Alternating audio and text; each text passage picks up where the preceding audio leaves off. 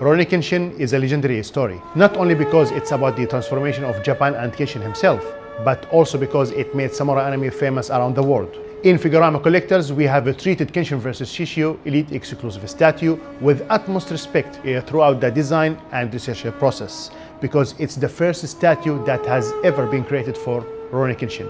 It's a very interesting aspect. Kenshin, the whole sword art, it's one of the first that we, Figurama, have done with the Japanese sword style.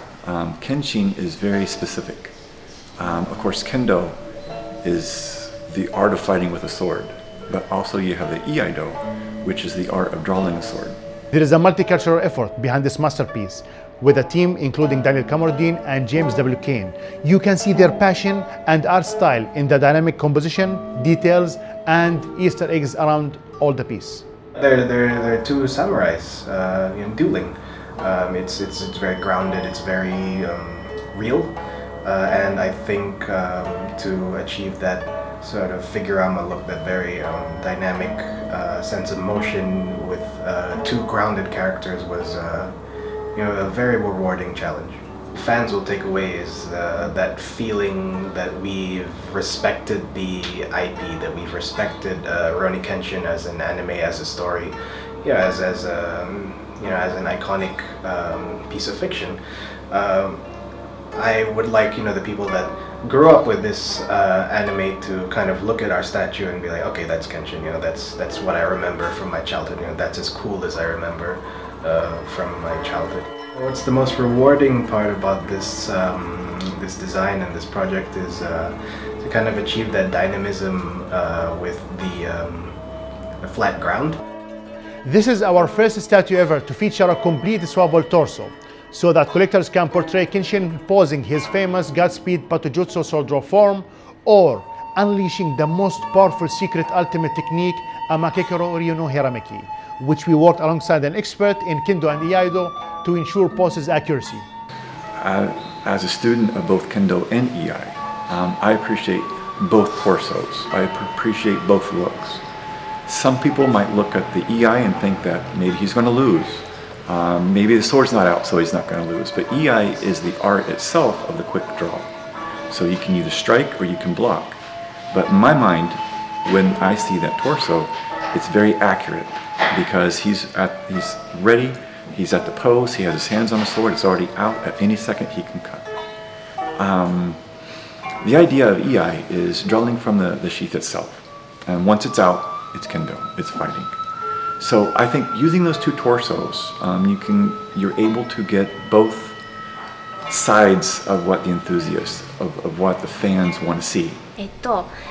剣道っていうのはシンプルなスポーツではなくてすごく複雑ですし奥が深いスポーツなので、1週間とか2週間ですぐに上手くなるものではないと思います。 When I was younger, I watched Rurouni Kenshin. I was already practicing Kendo and already practicing Iai. But watching the animation itself, besides enjoying the characters, enjoying the characteristics of all the characters, one thing that always excited me was with the shots of the dojo. To me, like this dojo, it's something special. 武士道っていうのも日本のオリジナルの文化になりますので、ぜひそういう部分をですね、たくさん見ていただけたらなというふうに思います。 The dragon around the base symbolizes the Kenshin fighting technique, and the wind blowing across the base itself, it represents the vacuum that has been created after using Amakekero Ryu no Hirameki. As Kenshin Sensei explains it, even if you avoid the fangs of the flying dragon, the gusting winds strips away the freedom of movement and the claws would rip you apart. When you see Kenshin, he's like a very cheery, joyful kind of small guy, but when you look beneath the surface, you can see there's scars, there's this hint of like a really rough kind of past life. On the other hand, you have SHISHIO, where his design is very much just aggression, right? Like he's from the surface, he's just very big, imposing, kind of tall guy that looks very composed.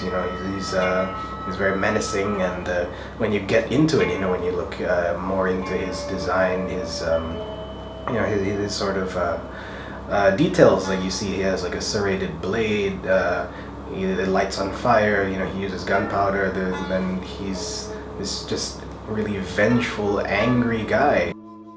To create an authentic feel, we choose to craft Kenshin Sakabato and Shishio's Mogenjin from a die-cast metal.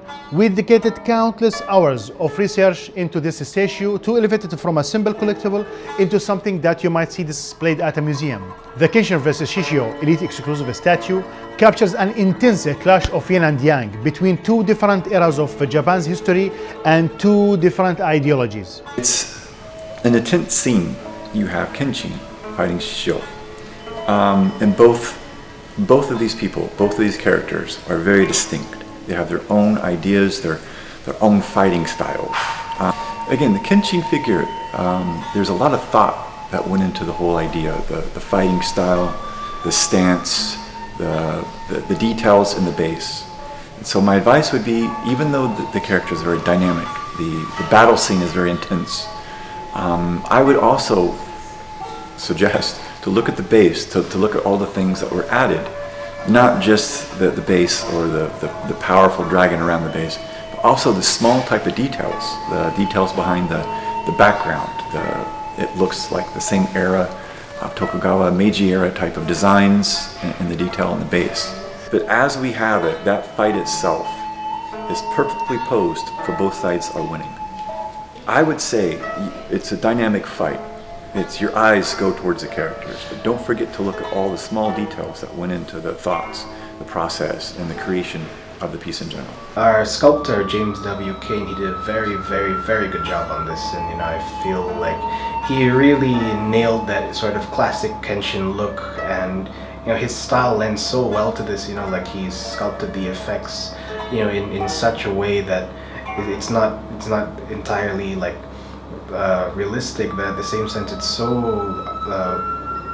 artistic. Likewise, it's our goal to reform the collectible statues market with the new standards in releasing the world's first Rurouni Kenshin statue.